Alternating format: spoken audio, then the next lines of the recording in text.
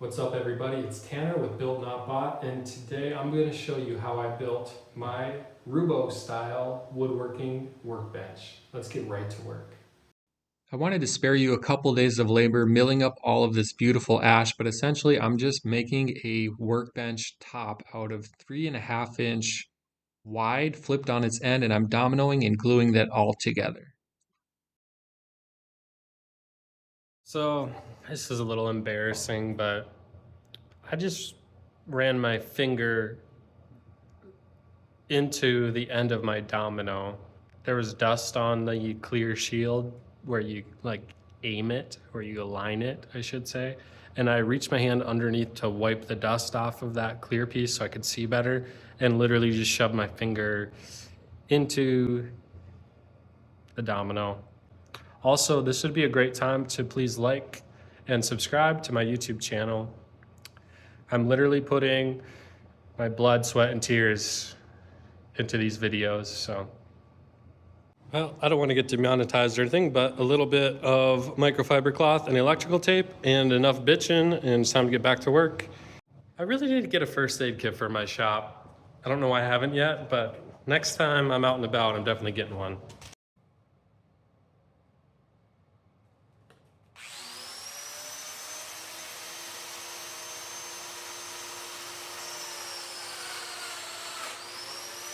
After getting over my PTSD, I was able to get all of the top boards ready for glue up. This is going to be a thick and heavy top to the bench, and I'm going to be doing it in two separate sections so that I can level everything out and then do a final glue up of the two larger pieces into one massive, roughly 200 to 300 pound top.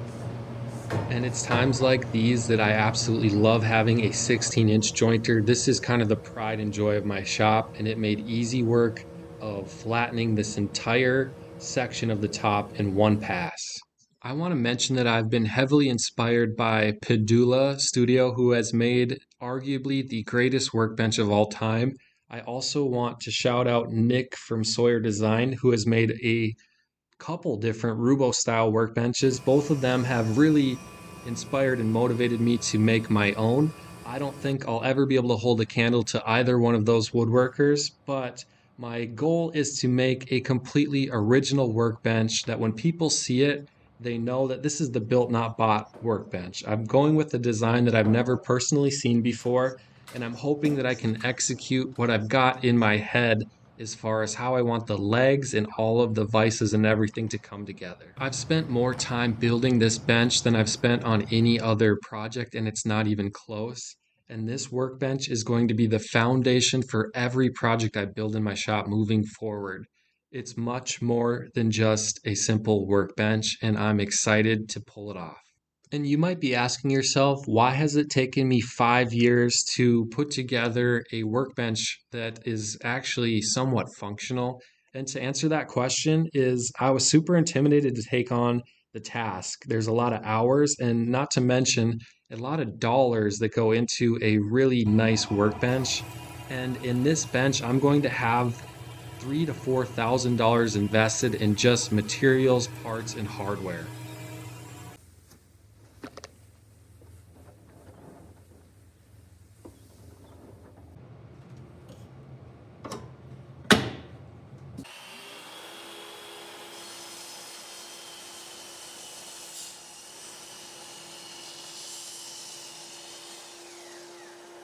I think what is going to set my bench apart from the others is the leg design that I decided to move forward with. Now, it's going to be original, but it's also going to bring forth a ton of different challenges because most of the hardware that you need for the vices and etc. are designed to be made with straight legs, and these legs are not going to be straight.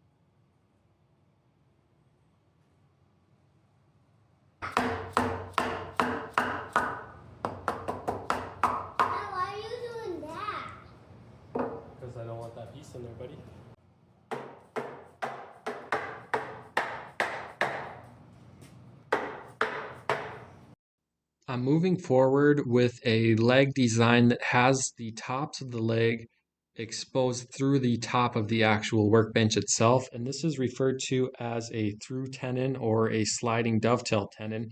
I go about making these a little bit different than most people would, but this method worked out really well for me, and it eliminated some of the hand chiseling and hand tool work that saved me a ton of time in the end. And while saying that, I probably lost a ton of my woodworking hand tool street cred, but I can assure you there are tons of hand tools and tons of labor hours using hand tools in the creation of this workbench.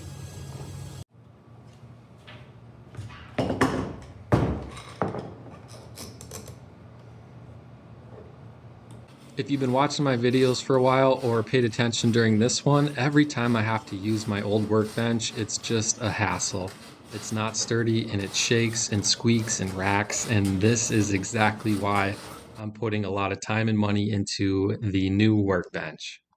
Functionality is the main purpose for this build, but I also want this to be like a focal point to my shop in which I can start and end videos and stage different projects and have it be really eye appealing as well as functional. And if you know me, you know I probably shouldn't use sharp objects, and just like on pretty much every project, there's a little bit of blood, sweat, and tears put into this workbench. For me, these newer chisels have a really sharp edge on them. I didn't even cut it on the sharpened portion, just the side of them. But I gave my little blood oath to the bench, and I hope that this is the last time that happens.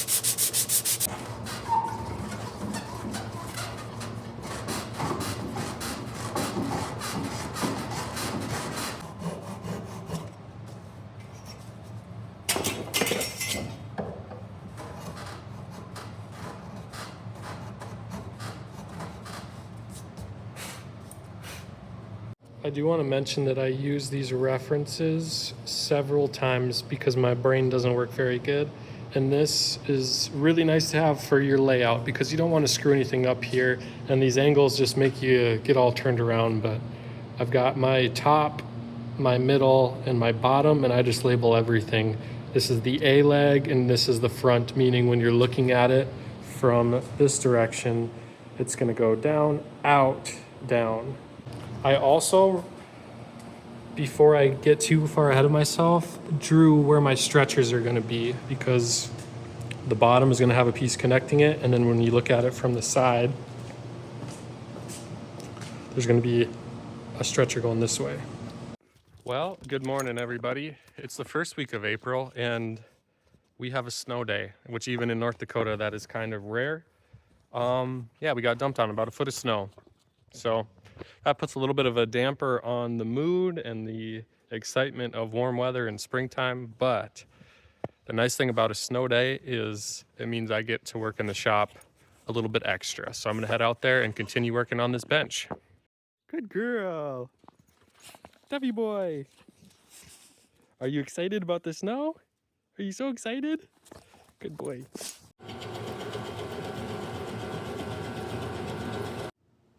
Another detail that was a must-have for me was houndstooth dovetails. I've never done these before, but I've seen them on several workbenches, and I think they look so cool and they're functional. The most important thing I've found is just taking your time with the layout and getting everything nice and even and proportional.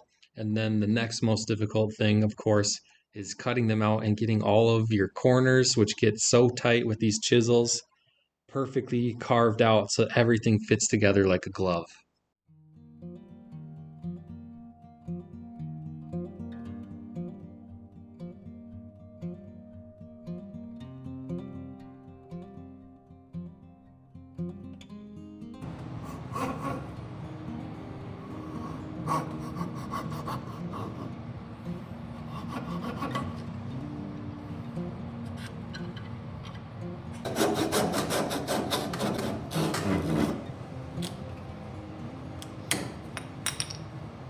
So I'm making progress on these houndstooth dovetails, and my initial plan was to use ash for everything on this, and I was kind of just holding this up together. Let me flip the camera here.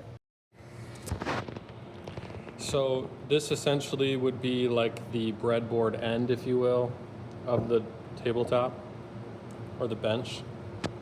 and the houndstooths would go here. Two issues. One, this is supposed to be 4 inches thick. My whole table is like 3.5 or just under 3.5. But in the instructions for my vise, this must be 4 inches. So these are a little too small to begin with. And then before I went and made some other ones, I was just looking at this and I'm worried that I'm gonna do all this work on these beautiful dog legs and they're not really gonna stand out and they're not really gonna be visible unless I use a contrasting lumber. So I was kind of going back and forth. In my original design, I wanted to keep it like really clean and light and kind of a little bit modern looking. And I was worried that adding walnut might kind of deter from that design or aesthetic, if you will. But I think I'm gonna have to, or I think I'm going to go with walnut. I think having the contrasting wood to make this pop, this is a lot of work and this is gonna be like one of the focal points. And seeing this light colored ash with the dark colored walnut is going to be a nice blend.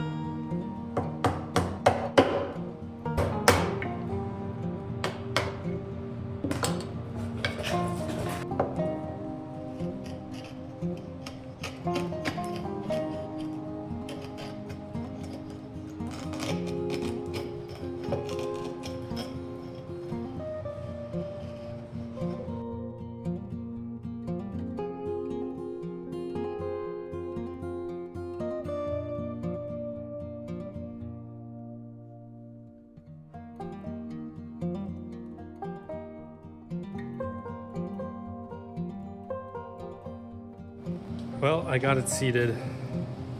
Pretty happy with that. Took forever.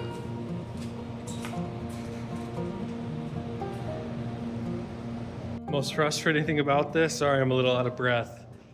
I need to get all 4 legs in, measure out my lower stretcher piece, take the legs back out, build my stretchers, install the stretchers, put it back in, take it back out if all goes well, and then glue it up, put it all back together again. This is hectic and super technical. Well, we got them. And first little sneak peek, if you can imagine that upside down, I do think it's coming along nicely. It looks how I had hoped it would. The next question, and it's going to be super difficult, is my initial plan with the stretchers was something funky as well instead of just straight across. And I don't know if that's going to be possible because the stretchers are going to have to be glued into the legs first. And then I'm going to have to drive in all these legs simultaneously as one big base unit instead of individually. And this individually was very difficult. So I don't know. I really just don't know.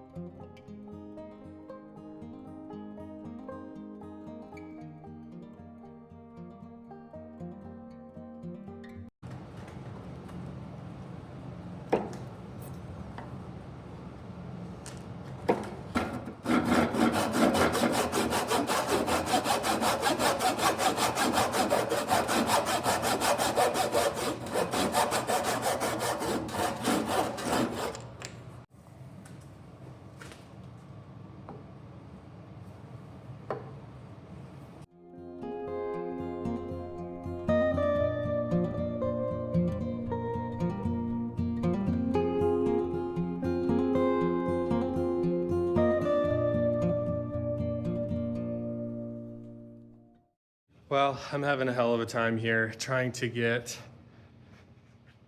those legs back out, and I knew this was going to be an issue. All I have is that dead blow hammer. I think it's a 3-pound hammer, and I'm trying to swing up, and it's just not working. I'm working my tail off, swinging as hard as I can, and I've only moved it like 1/8 of an inch.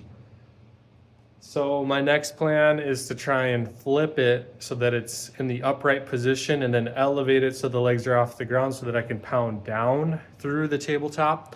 But the issue is this is so dang heavy that I don't want to risk trying to flip it by myself because I'm going to fuck my back up. So I called my dad. He's going to come hopefully give me a hand flipping this, and then we're going to try to pound him down.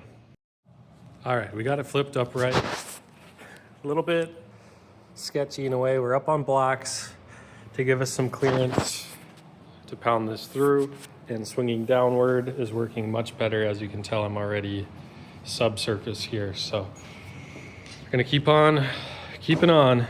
First time seeing it upright.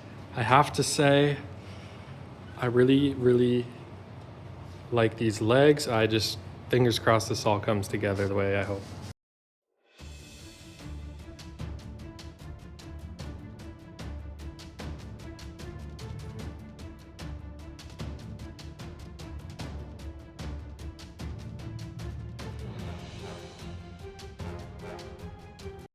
When I tell you that was a workout, I hope the video does it justice. That took so much energy. Now it's time to work on these houndstooth breadboard ends, as well as some of the work to get both the tail vise and the leg vises installed.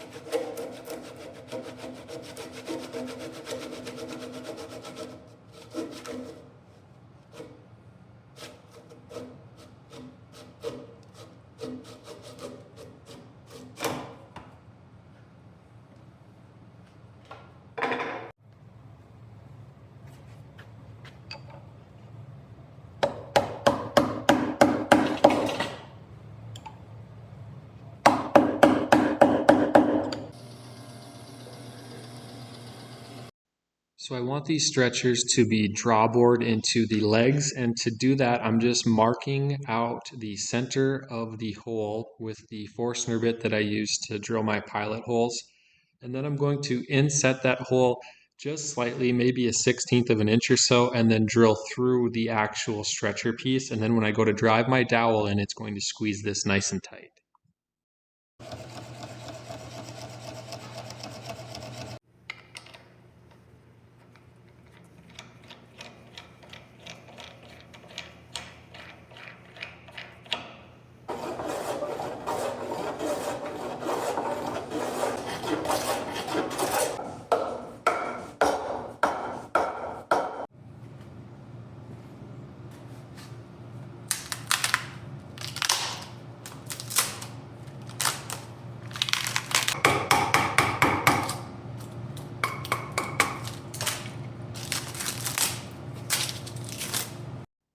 With my router plane, I created a little shoulder here on this portion of the houndstooth dovetails.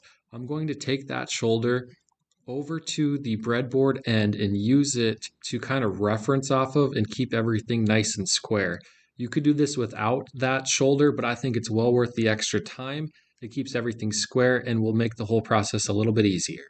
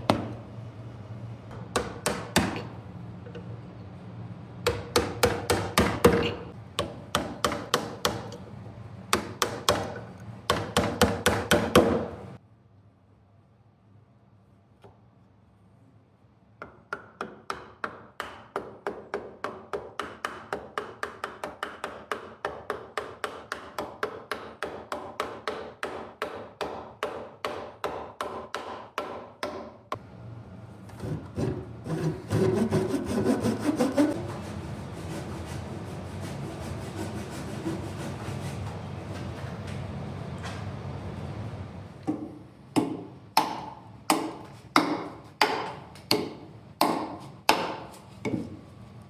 job, bud. While cutting out the design I drew up for the chop for this leg vise, I accidentally cut too far into it, and I hate the idea of wasting lumber, especially this beautiful, expensive ash. So I decided to completely change up my design, and I trimmed this down and tapered it to get rid of that cut mark. And I'm going to glue this onto a thicker piece, and it's going to have a chamfer and kind of tear down. And I think it's going to look much better than the original design in the end, and we're saving some lumber. Totally winging it here. This is when I screwed up. I planed it way down because I found out after the fact that this needed to be 2.5 inches. And they also recommend that it's 8 inches, but mine is not going to be even close to that. I'm hoping that it will still work and just have a little bit more narrow clamping face. We'll find out. If all else fails, I will clamp blocks on either side of this. I think it might look goofy, but if they're the same width of the bench, like this width, maybe it'll kind of blend itself in. Anyways, old one on top of new one, chamfered this edge, as you can tell there. Decided it looked kind of weird with the blocky chop behind it. So I scribed a line just with this tool because it seemed like a good idea. Use this all the way across. So I'm going to taper the one behind it slightly wider, and it's going to kind of like tear down, and I hope that it looks good.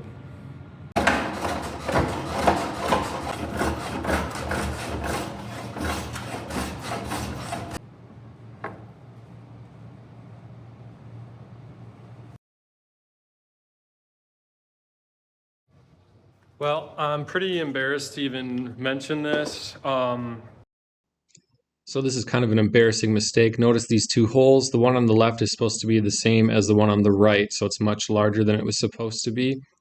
I also somehow mismeasured this mortise for the leg press material to compress into, and it was supposed to be 19 from the bottom of the mortise to the top, and I think I measured from the bottom of the leg to the top. So that's way off, and that has to be shifted upwards, and then these holes also have to be shifted upwards. I don't know. My excuse is that I don't have a drill press in my shop, and I've been going from one location to the next and bouncing around. So I must have just misread or miswrote down measurements, made a mistake. Anyways, here's how I'm going to attempt to fix it. I use my shaper to cut out circles, and I just intend on plugging them all and hoping that it all still works out in the end.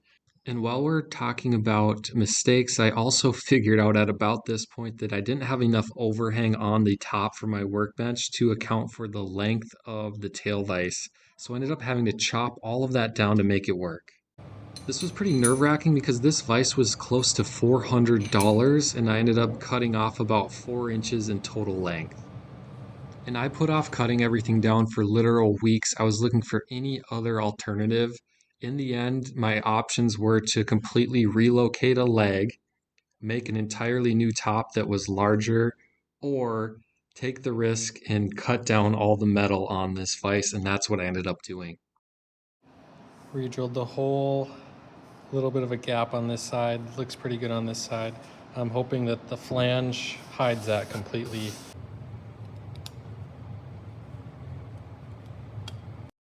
So it's assembly day, one of the most critical points in this build. And this is something I'd been kind of dreading and putting off. I ended up ordering a 10-pound dead blow hammer, which has a 30-inch handle, and I could really get some leverage behind it. And all of these pieces were glued up simultaneously while I'm pounding this down.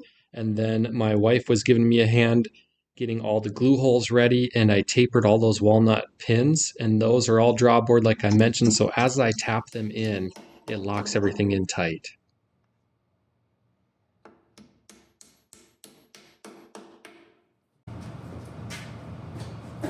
Well, we got it together. I am pleased with how it all came together. It could have been better. Absolutely could have been better. A couple gaps in the joints. What I found out, and I should have tested, is I bought 1/2-inch walnut dowels and I drilled 1/2-inch holes, but these dowels were definitely not wide enough. And because they weren't quite wide enough, my drawbar did not work as well as it should have. I was able to pretty much slip these in by hand until it hit the drawbar hole, and then there was tension that I had to tap it through, but not nearly as much tension as they were designed to be. And that's because those dowels just weren't quite a ½ inch, or my drill bit was slightly over ½ inch. Either way, I was really banking on those acting as a clamp, because this whole thing just like, we would work on one side, the other side would fall apart, and then with the actual clamps on it, it was messing up the bottoms, putting tension on those. So it was a circus, but we got her in. It's going to work. Could have been a little better, sure, but I digress. I'm gonna go drink a nice cold beer. It's kind of like 3 months or so of work all came down to one glue up. These things stress me out so much.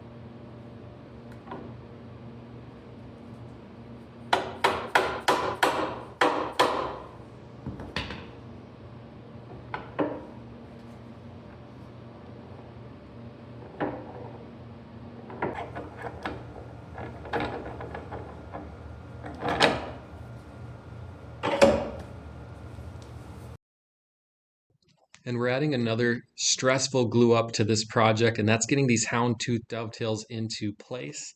This went fairly well. I'm going to have a little bit of cleanup work with the sander, but all in all, not many complaints considering this is my first attempt. I also am ecstatic with how well this leg vise operates. After all that hard work, I can't tell you how satisfying that is. At this point in the build, I was able to test out the vise on a separate project I was working on, the jewelry box I made my wife for Mother's Day. Go check out that video if you haven't. But I also kind of took a step back and I was a little bit underwhelmed with how it was all looking.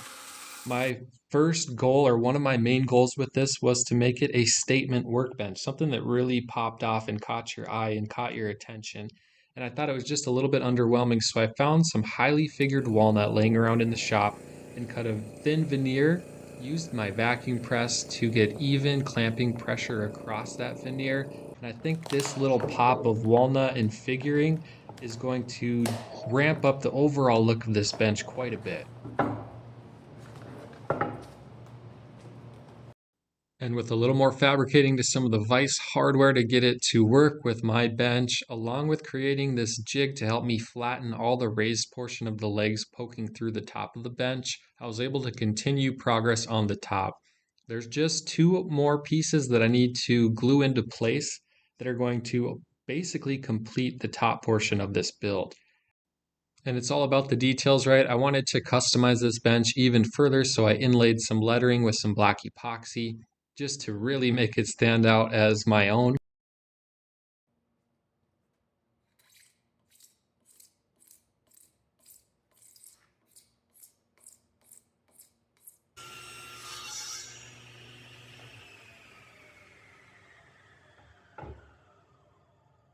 Remember when I first cut these out and I mentioned I screwed up these corners? I'm just getting to that now, and I'm going to cut little spacer blocks to fill in those corners, and this one I've got dialed in now.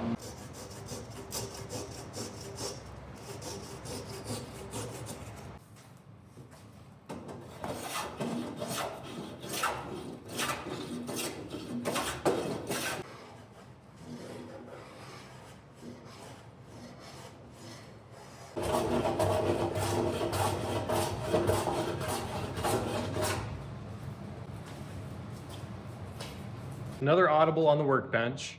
I really like the walnut accents with these houndstooth dovetails, and I think that it just needs a little bit more walnut now, which is ironic because initially I didn't want to use walnut, but this is the new plan. Instead of this just being wasted space under here, I'm going to make a walnut shelf, but I'm going to stop it right here. So there'll be like kind of an opening on either side.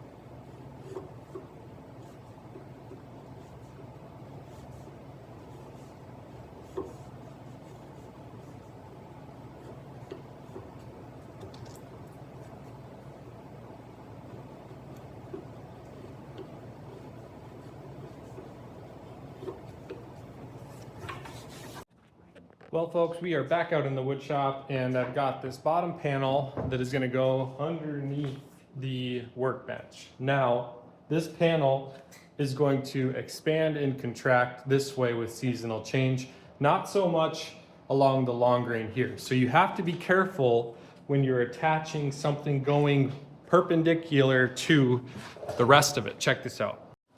So that bottom panel has the board grains running across this direction while the rest of my bench is all going this direction.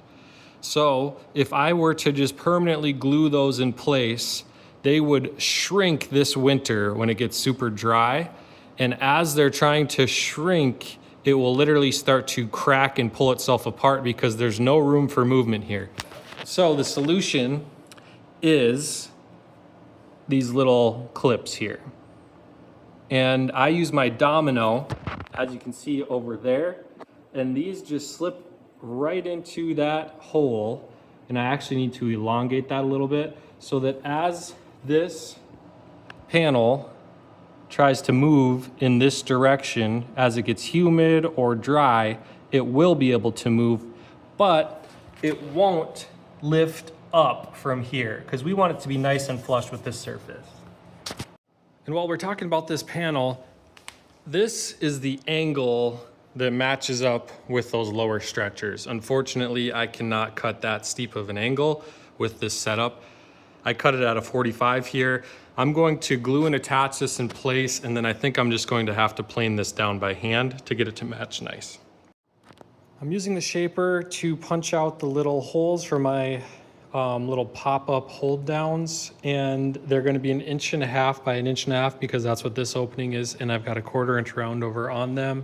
I'm simply placing one and then using the coordinates on the shaper to place the next one, and I'm doing every 4 inches, so I just did -4 inches and it popped up one that was 4 inches over. I place it, slide over, and hit copy, position, -4 again, sorry. And it moves it over for another one. And I keep my X the same, that way these are all hopefully in this grid that I drew out here. I could only go about a 1/2 inch with the shaper, so I used a flush trim bit and then a chisel to finish out the rest of these.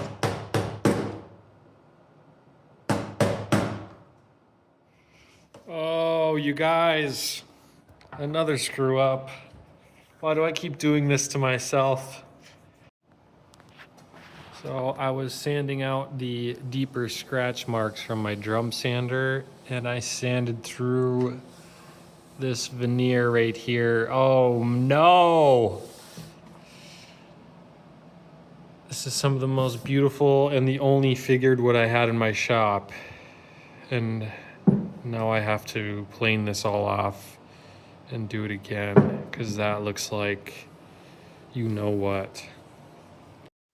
So I went right into scramble mode, looking through the archives of old wood slabs and boards that I've had laying around for years in my shop. I found this walnut piece, but it just wasn't quite right. And then I remembered I had a cluster of some of the most beautiful, highly figured wood I've ever seen.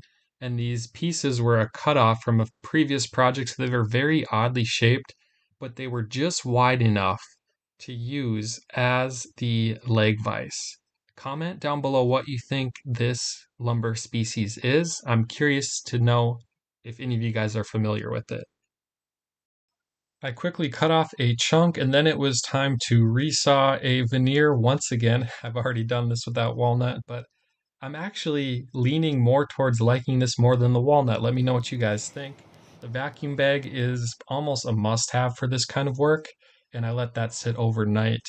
Now, this Rockler drill press came in clutch for drilling out these holes for the holdfast. Highly recommend that tool. I use it all of the time. It allows you to bring the tool to the workplace, especially for larger items like this bench top. There's no way you're going to get that into a drill press. And then I was just using a spade bit. It worked way better than my Forstner and auger bits. To my surprise, it left a really nice clean cut as well and saved me a ton of time and effort.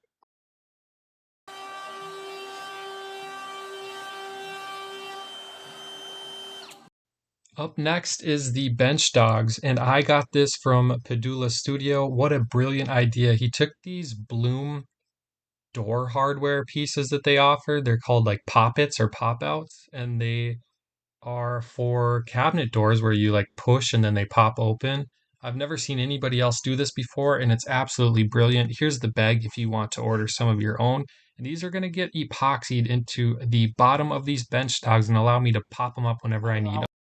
Now onto the finishing. I chose to use a satin water-based polyurethane and I sprayed it on. And the reason I went with this is because I wanted the maximum protection and I wanted to keep this ash looking very natural without any warmth to it at all. Now, I didn't like how it looked on this walnut. I had sprayed the same thing onto that walnut lower shelf and it kind of dulled the grain and it didn't make it pop at all. So I'm going to end up sanding that all the way down and just finishing the walnut with Rubio monocoat. So I ended up taping off all of the walnut, spraying more of that satin onto all of the ash, and then I'm going to use Rubio Pure mixed with black to do this leg vise accent piece and then the end caps of the tabletop and that lower shelf. You just can't beat the grain pop and the finish that you get from an oil-based finish or a hard wax oil. And anything with figure, it's going to enhance it so much, but it typically will add an amber or yellowish tone. And that's why I didn't do it on the entire bench. Well, you guys, I just finished putting the Rubio on the walnut portions of the bench. And of course, this had to give me one more heartache before its completion.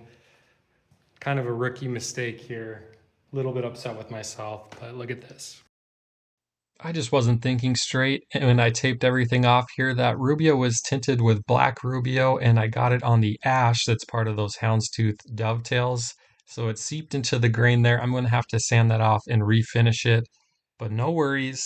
The final reveal is coming up next, and you'll see if I was able to save this or not. And after months and months of work, my holy grail is complete. I can't tell you how special this project is to me. I learned a lot along the way, and I hope you guys enjoy it as much as I do. I'm greatly looking forward to putting it right to work. The next project on my agenda is building my daughter a bed, so that's going to be an exciting build coming up. So please subscribe and stay tuned for that one coming in the near future.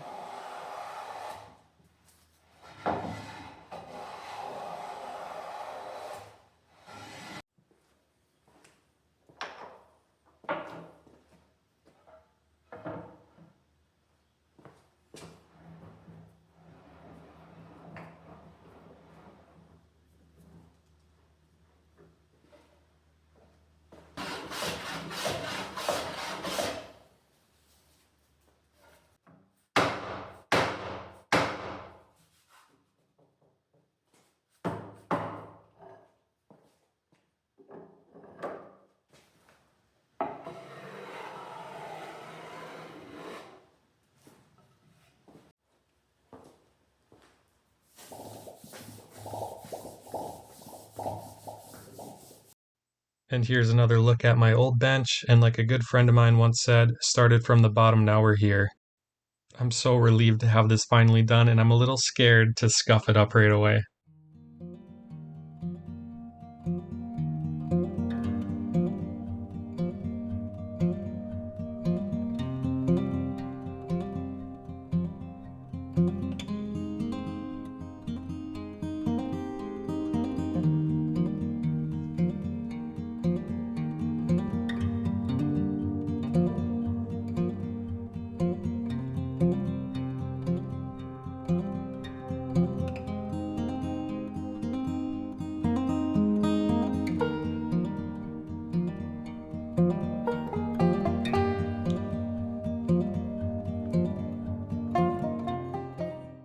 Well, everybody, that is a wrap on my Roubo workbench build. I started this back in January. I'm kind of a weekend warrior, nights, weekends, wherever I had time, and it is now August, and it's finally done. So much time, effort, frustration, screw up, swear words, blood went into this workbench, and I couldn't be happier with how it all turned out. From this point on, everything that I build is going to start and end with this workbench. It's kind of the tool that builds all of the future tools. Thank you so much for watching. Please drop a comment down below, like, comment, subscribe. I work extremely hard on these videos, and it means a ton just to hear a little bit of feedback in the comments down below. Thanks for watching, and we will see you on the next build.